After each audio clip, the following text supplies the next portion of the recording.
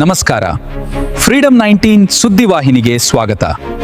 ಇಂದಿನ ಮುಖ್ಯ ಸುದ್ದಿಗಳತ್ತ ಗಮನ ಹರಿಸೋಣ.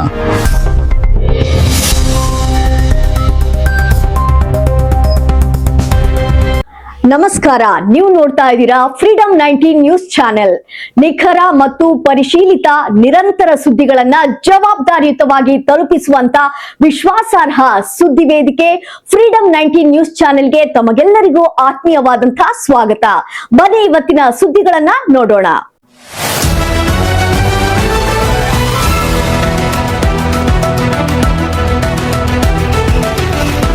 ಕೊಪ್ಪಳ ಜಿಲ್ಲೆಯ ಹೃದಯ ಭಾಗವಾಗಿರುವ ಬಸ್ ಸ್ಟ್ಯಾಂಡ್ನಲ್ಲಿ ಇಂದು ಬೆಳಗ್ಗೆ ಒಂದು ಹೃದಯ ವಿದ್ರಾವಕ ಘಟನೆ ನಡೆದಿದೆ. ಇಂದು ಬೆಳಗ್ಗೆ 10 ಗಂಟೆಯಿಂದ 11 ಗಂಟೆಯ ಒಳಗೆ ಸುಮಾರು 55 ವಯಸ್ಸಿನ ಯಮನಮ್ಮ ಎಂಬ ಮಹಿಳೆಯ ದಾರುಣ ಅಂತ್ಯವಾಗಿದೆ.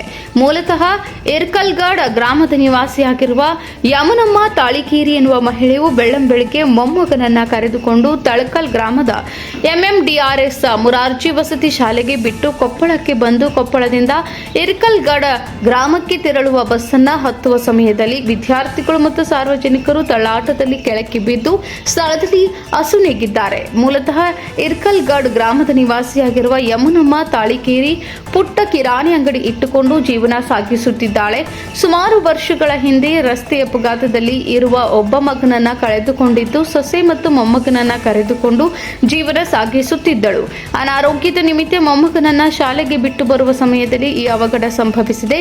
ಈ ಅವಘಡಕ್ಕೆ ಮೂಲ ಕಾರಣ ಕೊಪ್ಪಳ ಬಸ್ ತಂಗುದಾಣದ ಸಿಬ್ಬಂದಿಗಳು. ಬಸ್ ಏರುವಾಗ ಸಿಬ್ಬಂದಿಗಳು ನಿರ್ಲಕ್ಷ್ಯ ವಹಿಸಿ ಹಿರಿಯರಿಗೆ ಅವಕಾಶ ಮಾಡಿಕೊಡಬೇಕಿತ್ತು. ಅದನ್ನ ಬಿಟ್ಟು ಅಲ್ಲಿ ಯಾರೂ ಇಲ್ಲದ ಕಾರಣ ಈ ಮಹಿಳೆ ದಾರುಣ ಅಂತ್ಯ ಕಂಡಿದ್ದಾರೆ. ಮನೆಗೆ ಆಧಾರ ಸ್ತಂಭವಾಗಿದ್ದ ಯಮನಮ್ಮ ತಾಳಿಕೇರಿ ಇಹಲೋಕ ತ್ಯಜಿಸಿದ್ದಾರೆ. ಅದೇನೇ ಆಗಿರಲಿ, ಸಂಬಂಧಪಟ್ಟ ಇಲಾಖೆಯ ನಿರ್ಲಕ್ಷ್ಯ ಮತ್ತು ಅವರ ಬೇಜವಾಬ್ದಾರಿತನದಿಂದ ಇಂದು ಆ ಮನೆಗೆ ದಿಕ್ಕಿಲ್ಲದಂತಾಗಿದೆ. ಸಂಬಂಧಪಟ್ಟ ಸಂಬಂಧಿಕರು ಸ್ಥಳೀಯ ಪೊಲೀಸ್ ಠಾಣೆಗೆ ತೆರಳಿ ದೂರನ್ನ ಸಲ್ಲಿಸಿದ್ದಾರೆ. ಸಂಬಂಧಪಟ್ಟ ಅಧಿಕಾರಿಗಳು ಸ್ಥಳೀಯ ಸಿಸಿಟಿವಿ ಫುಟೇಜ್ ಆಧರಿಸಿ ಕುಟುಂಬಸ್ಥರಿಗೆ ನ್ಯಾಯ ಕೊಡಿಸಬೇಕಾಗಿ ವಿನಂತಿ ಮಾಡಿಕೊಂಡರು. ಈ ಸಂದರ್ಭದಲ್ಲಿ ಗ್ರಾಮದ ಹಿರಿಯರಾದ ದೊಡ್ಡಬಸಪ್ಪ ತಾಳಿಕೇರಿ, ರಾಮಣ್ಣ ಪಿನ್ನಿ, ಮಹೇಶ್ ದೇಸಾಯಿ, ಗಂಗಾಧರ್ ಕಾಮ್ನೂರ್, ಮರಿಯಪ್ಪ ಪಿನ್ನಿ ಇನ್ನಿತರರು ಉಪಸ್ಥಿತರಿದ್ದರು. Girish Hiremath, freedom 19 news, Koppal. ಇವಿಷ್ಟು ಈವರೆಗಿನ ಸಂಕ್ಷಿಪ್ತ ಸುದ್ದಿ. ನೋಡ್ತಾ ಇರಿ ಫ್ರೀಡಂ 19 ನ್ಯೂಸ್ ಚಾನೆಲ್. ಧನ್ಯವಾದಗಳು.